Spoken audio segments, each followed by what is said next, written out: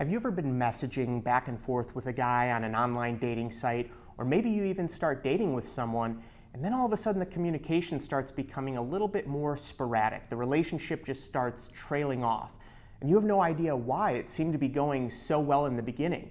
In this video, I'm going to go over one of the reasons why this may occur and exactly what you can do about it.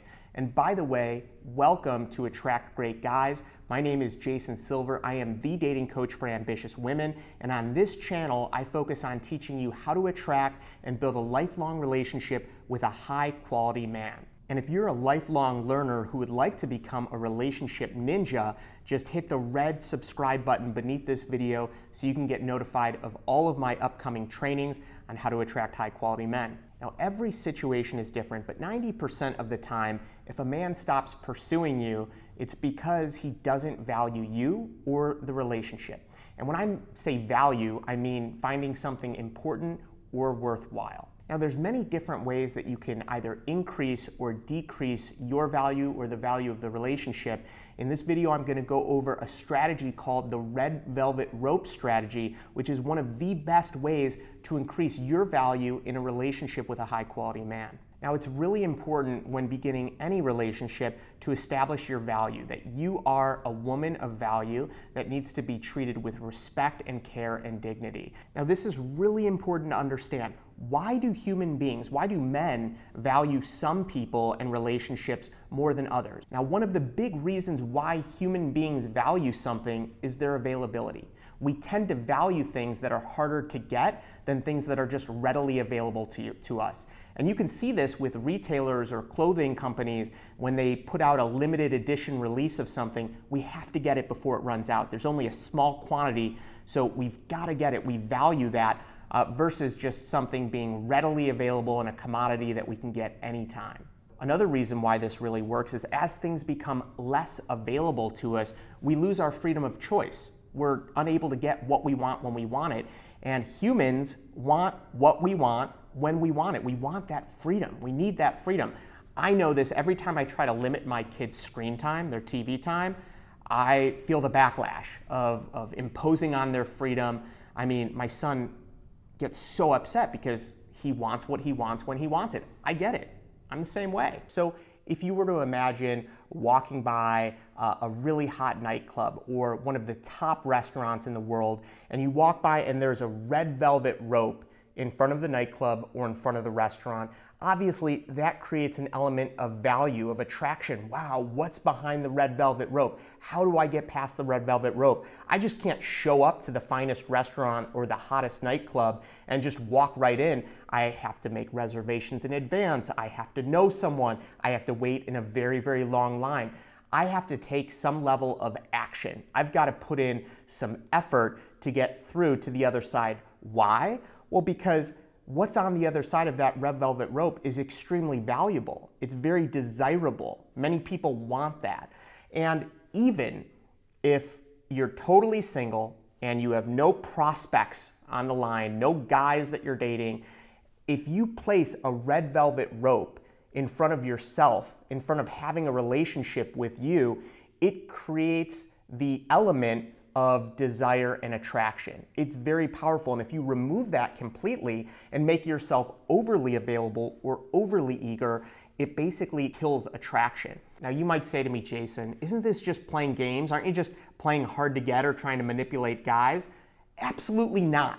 This is not game playing. This has to be an authentic part of dating, period. Because if there's no red velvet rope, it means that you don't value yourself in the same way that you might value a really great restaurant or a fine nightclub. Or and so what I'm going to teach you is how to apply this to your life so it becomes a natural part of dating, a natural part of relationships. How do you actually apply the red velvet rope strategy if you haven't really been doing a great job of it? The first thing that you do is think about who is a woman that you really value, really respect. What would she do if a man treated her a certain way? Maybe kind of trailed off and wasn't responsive to her, or made a sarcastic statement that wasn't nice, or showed up to a date in a way that was like disrespectful. Maybe he was really late, or he wasn't dressed appropriately, or he wasn't chivalrous. Just how would she respond to it? That's the first thing, is having an awareness of what someone you really look up to, how they would respond. Now, the next thing you do is, as you engage with and encounter men, to really evaluate the way that they're treating you and throw it up against, what if they treated this high-value woman in the same way? What would she do? Now, she probably, especially really early on in a relationship or when she's first messaging with a guy, she probably wouldn't get into an argument with him or, tell him he needs to do X, Y, or Z, or tell him that she's so hurt because he did this.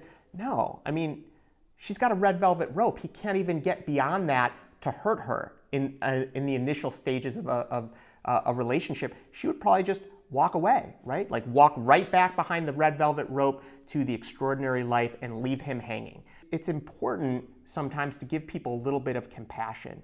Sometimes people are going through things. You don't know what a guy just experienced or what he's going through or why he treated you in that way. And that's why the red velvet rope strategy kind of checks them and reminds them to be a little bit more aware and a little bit more conscious, because we're human beings and we're totally imperfect. We all are just doing the best we can.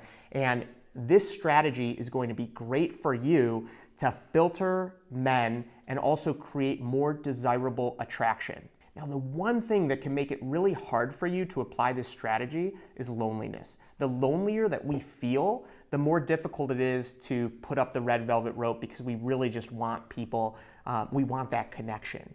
And so I strongly encourage you to put up the red velvet rope anyway. Take the action and act your way into a more healthy relationship, even if your mind is telling you to open that up. We can take actions regardless of what we want, because sometimes what we want isn't always what we need. Now, let me know in the comments below exactly how you have applied the red velvet rope strategy in your life to create more powerful attraction. And please do like this video, and I look forward to seeing you next week with more attraction and relationship strategies on how to attract high quality men. Thank you so much.